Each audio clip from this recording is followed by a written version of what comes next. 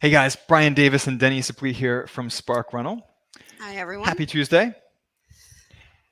So last week we brought on Kirby Atwell to talk about Airbnb investing tricks and talk about how to make more money off of short-term rentals. Always fun to take a different tack on rental investing. This week we're talking about foreclosures. It's an oldie but goodie kind of topic. It's a topic that is never going to go out of fashion in this industry because distressed sellers are one of the best places to find off-market deals on properties, right? So, Deni, let's dive right in and start talking a little bit here about foreclosures. Now, this whole conversation depends on where in the foreclosure process you're buying, right? Because there's a Mhm. different strategy for buying short sales versus pre-foreclosures versus buying properties at auction versus buying REOs. So let's just start by walking through the foreclosure process, because you have to understand the foreclosure process before you can start talking about different strategies for buying foreclosures as an umbrella topic. So Denny, walk us through the foreclosure process, will you? Yes. It's funny because a lot of people who really are not that involved in real estate, but they own a home, and they think that when you get that letter from the bank that you missed a payment, that it's already started. And that's so not true. No, It's definitely not. it's no different than when the landlord sends you a late rent fee, a late rent notice. Oh, so the So that foreclosure process is very long. It's much longer than yes. the eviction process. Yeah.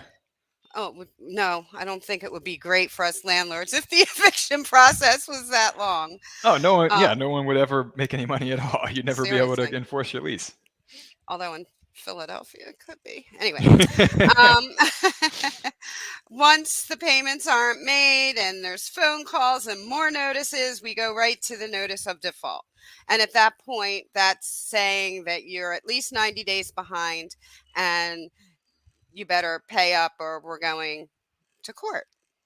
Which brings me to the next stage, which is going to court. A complaint is filed, um, and then a judgment's entered, and or a notice. I'm sorry, and then you go to the trustees sale, basically.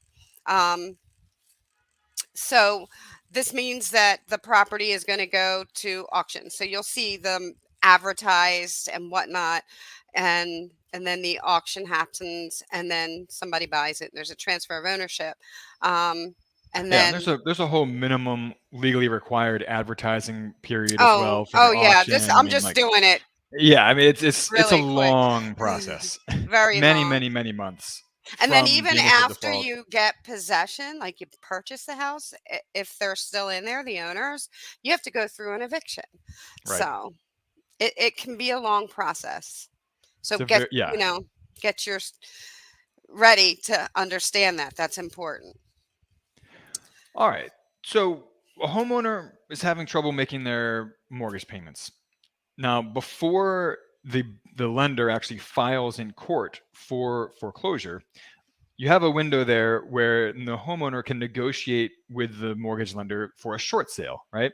Right. Uh, for the lender to accept less than what the borrower owes. So, if you tell us about that process for investors looking to buy short sales. Well, short sales again, they can be pretty risky, as all of these. There's first you have to find them, and because we have so much on artificial intelligence right now, there is a remarkable amount of information that you have access to find them. Um, I know I talk about this a lot, but one of my favorites is PropStream. Um, you can even find out if somebody is like in that 90-day period on PropStream in some areas. So that's Wow. really good. Yeah.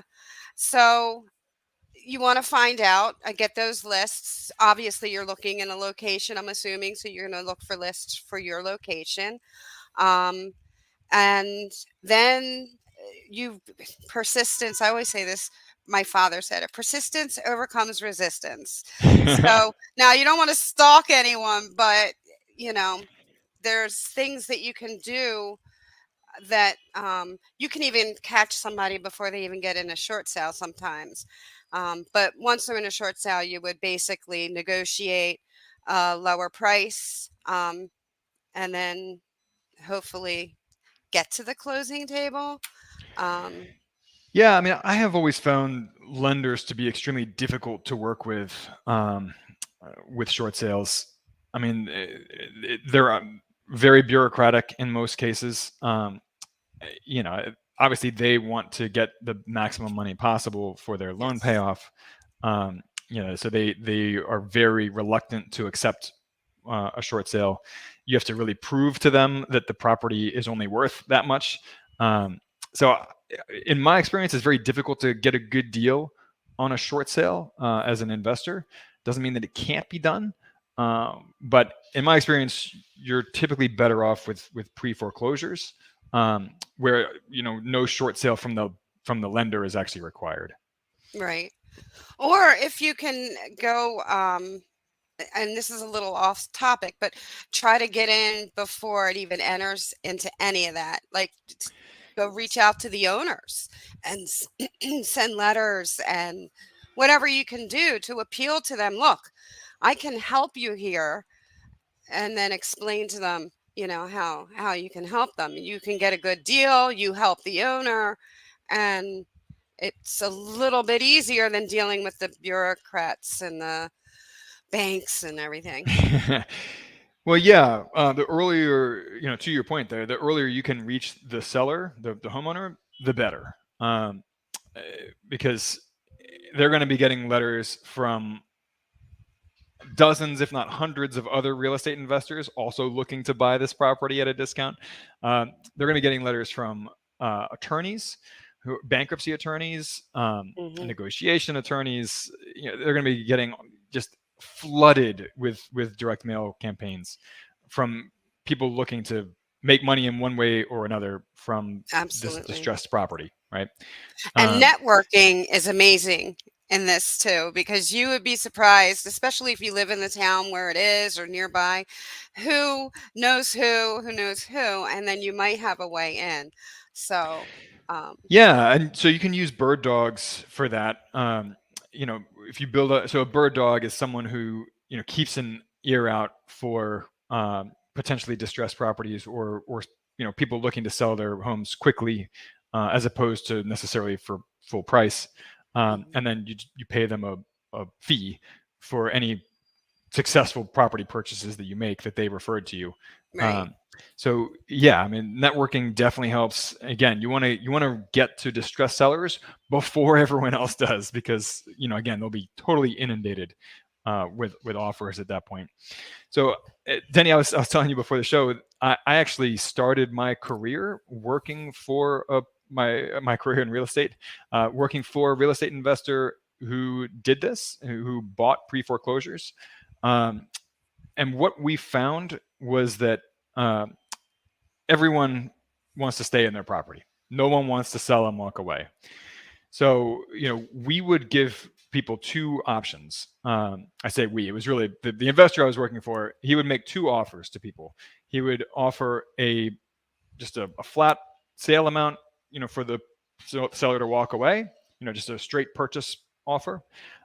Or he would offer to buy the property and lease it back to the previous owner with the option for them to buy it back. And everybody took that second option. Like, everybody wanted to buy the property and try to lease it back. The problem is that they could never afford it, right? I mean, they couldn't afford to live in the property to begin with. Um, Right. and the rent was inevitably higher than what they previously couldn't afford as a mortgage payment. So, and that was kind of this guy's strategy, right? I mean, he knew that everybody wanted to stay in the property. He knew they couldn't afford to stay in the property, so he was buying the property for their payoff amount, their mortgage payoff amount. And then when they inevitably defaulted on the rent, he would evict them, Evict some. and then he would go in and renovate the property and sell it. Um, And it's a so, lot easier for a landlord to evict than, well, the that's bank right. who owns the And property. right. So, as you can see, the ethics of this are a little complicated, right? I mean, on the one hand, there's no deception involved. you're making a grown adult an offer with very clear terms, um, and it's up to them to make a decision. On the flip side, that they're probably not going to be able to perform, right? Right. So yeah, it's thorny ethics. It But yeah, that was this guy's strategy. It was all about buying pre-foreclosures. It was an effective strategy. Um, and today, of course, it's easier than ever to identify pre-foreclosures. I mean, there were times when he would have me drive to the courthouse to look these up. Oh You my don't have to goodness, do I that today. remember people doing that. That's yep. Yeah. Today you have tools like PropStream, like you said, like foreclosures.com. Um, And we'll you can include links even to look those. on certain bank websites. Yeah.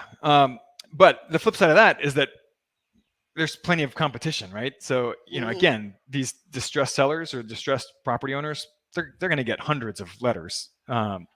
So the odds of them contacting you, you really have to go out of your way to stand out from the other people contacting this distressed owner. Yes, absolutely. Or figure a way to have a relationship, you know, if it's Yeah, possible. that helps as well. um, so after the advertising period, the property goes to auction. Now you can, of course, buy foreclosures at auction rather than buying them either before the foreclosure from the property owner or buying them later from the bank as an REO. Yes. So yeah, I mean, but buying at auction, pretty fraught, and it doesn't happen that often. So Denny, tell us about that. How does that work? Well, I mean, first of all, you have to have your funds available and proof of it. Um, and you don't get to see it usually. Every now and again, they may have a showing period, but that is very rare. So now you're buying a home where the homeowners couldn't pay for the mortgage, so they probably couldn't fix it and Right. take care of it, and you can't see the inside. So you have no idea what it looks like. So there's a lot of risks involved in this unless you obviously are going to get it really, really inexpensive. And then you have to remember you're bidding against other people. So then you have that. So you have to know the numbers. And I think that I would definitely put in a significant amount for repairs and upgrades just to protect yourself. Um, Yeah, so mortgage lenders typically start the bidding at foreclosure auctions at whatever the total amount mhm. owed on the mortgage, including late fees and legal fees, which in 99.9% of cases is way more than anyone would ever consider bidding, right? So it's very rare for anyone to even bid at a foreclosure auction. I mean, most of these are just rubber stamped. They go to the courthouse steps, in at least in a lot of states. You know, they announce the property, they go through all the legalese, and they start the bidding at a price that's way up here that no one is going to buy. They say going once, going twice, no one bids, and it's done. Uh, if a property has a very small mortgage compared to a high property value, if there's a ton of equity in it, maybe someone would bid. But like you said, Denny, you can't see the inside of the house or the Mm-mm. property, so it's a total crapshoot. You just don't know what the condition of the property is. So uh, it's And extremely rare. just to, you also, I mean, nowadays you don't even have to show up at the, sheriff's department. They have them online now. So they have forms that you fill out and you show them the proof and then you put in what your bid is and then whatever they do in the background. But but like everything else, that's also going to go. But still, it's still very, very. Even if you drive by the outside and it looks wonderful, you have no idea what's going on inside. So Yeah. Now, the one caveat here, the one exception is if you have personal knowledge of the property, if you have been inside the property as a pre foreclosure call, like, maybe you were trying to work with that uh, homeowner to buy mm, the property from them and it just didn't work out, but you know exactly what the condition of the property is, maybe it would be worth bidding at auction.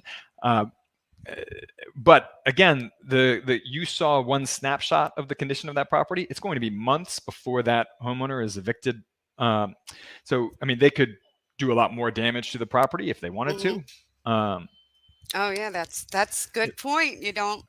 Yep. you don't know. So even if you Mhm. know the condition of the property that day, that does not mean that the condition will be the same by the time you take physical possession of that property. I mean, I've had people in rentals like destroy it because they were being evicted. Me So too. people get angry, and if their house is being foreclosed on, they could do the same thing. Yeah, absolutely. So uh, very rare that anyone buys foreclosures at auction. It's the bottom line. So normally the lender takes the property back at auction because no Right. one bids. So the lender then has to go through a legal process of taking legal ownership. That takes at least a month or two in most cases, sometimes even more. Uh, Even once they take legal ownership, they then have to evict the prior homeowner if that homeowner is still residing in the property, and that takes more months. But once the bank takes legal ownership of the property, it then becomes an REO property, right? Real estate Right. owned is what that stands for. So Denny, tell us about that process. Well, at this point, you finally can see the whole property. Um, but it's sometimes still difficult to, I mean, even though it's on the MLS, you can put through an agreement of sale, but there's still a lot of red tape you have to go through because you're dealing with a bank and all of that.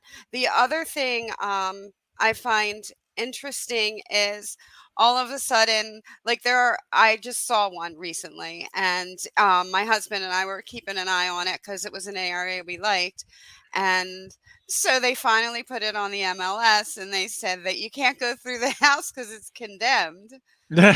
So I mean that stuff is real. I mean you have to be careful, but once the bank owns it and puts it out there for the public, it's kind of like buying anybody's home, but you're going to deal with a different kind of seller. You're going to deal with the banks. And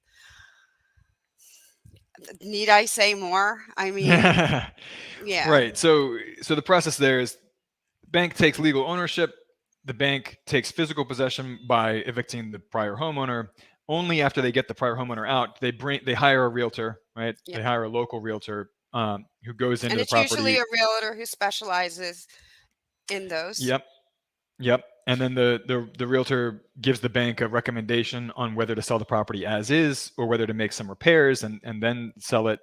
Um, and then they list the property on the MLS, and then you see it just like everybody else on the Hmm. MLS.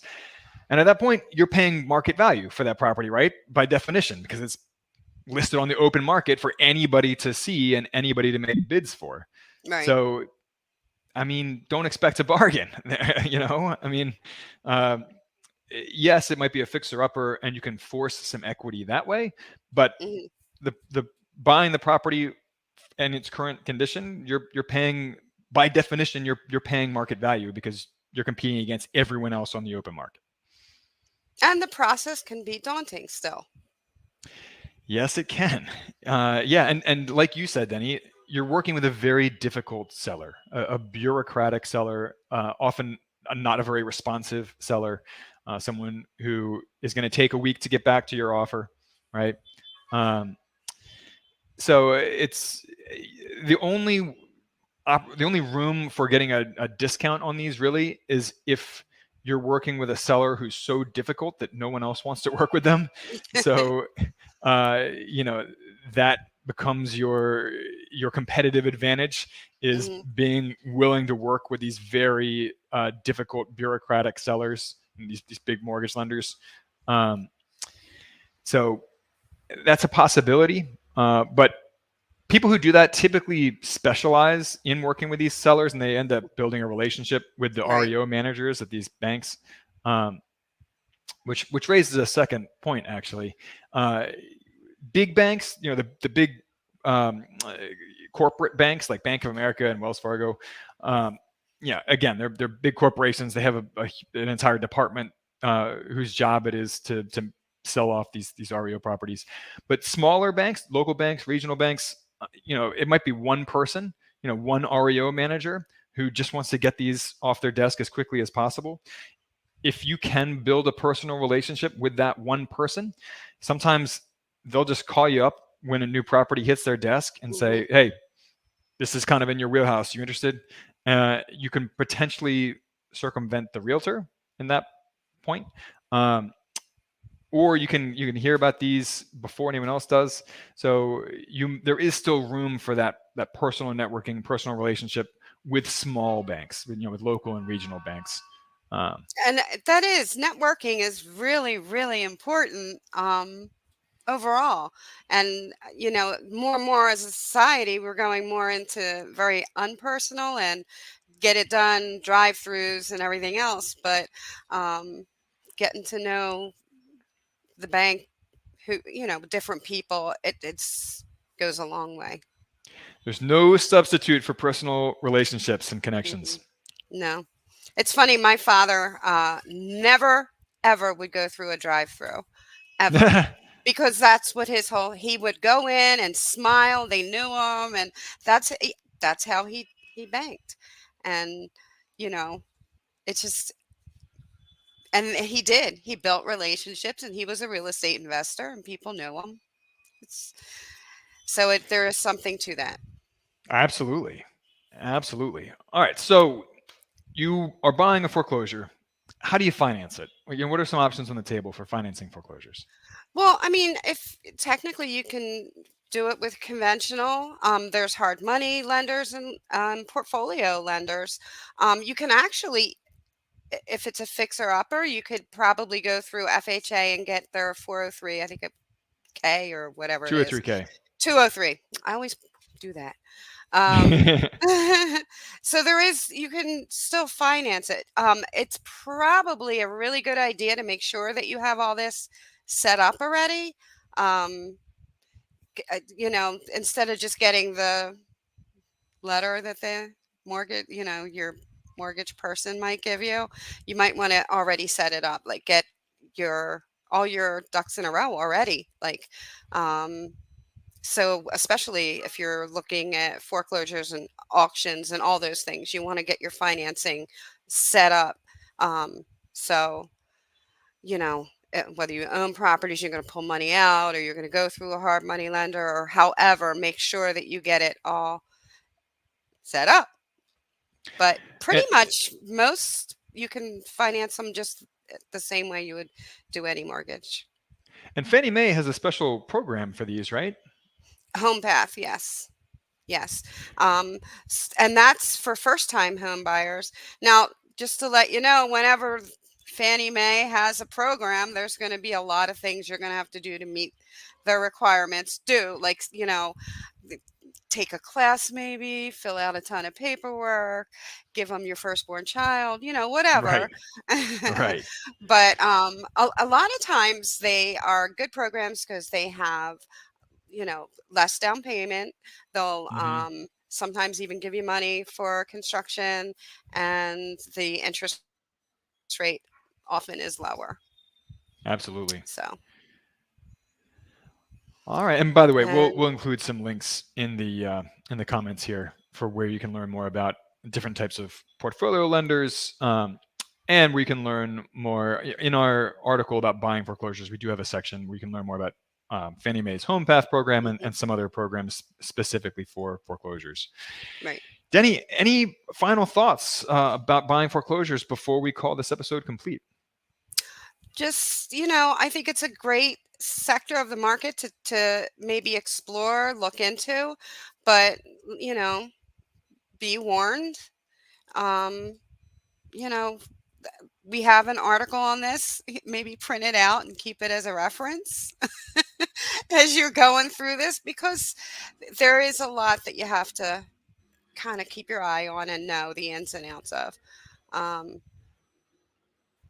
but I think investors and seasoned purchasers are probably better for these than No somebody question. who is coming in new, unless you happen to see a property you love and you're a first time home buyer and that's the one you want.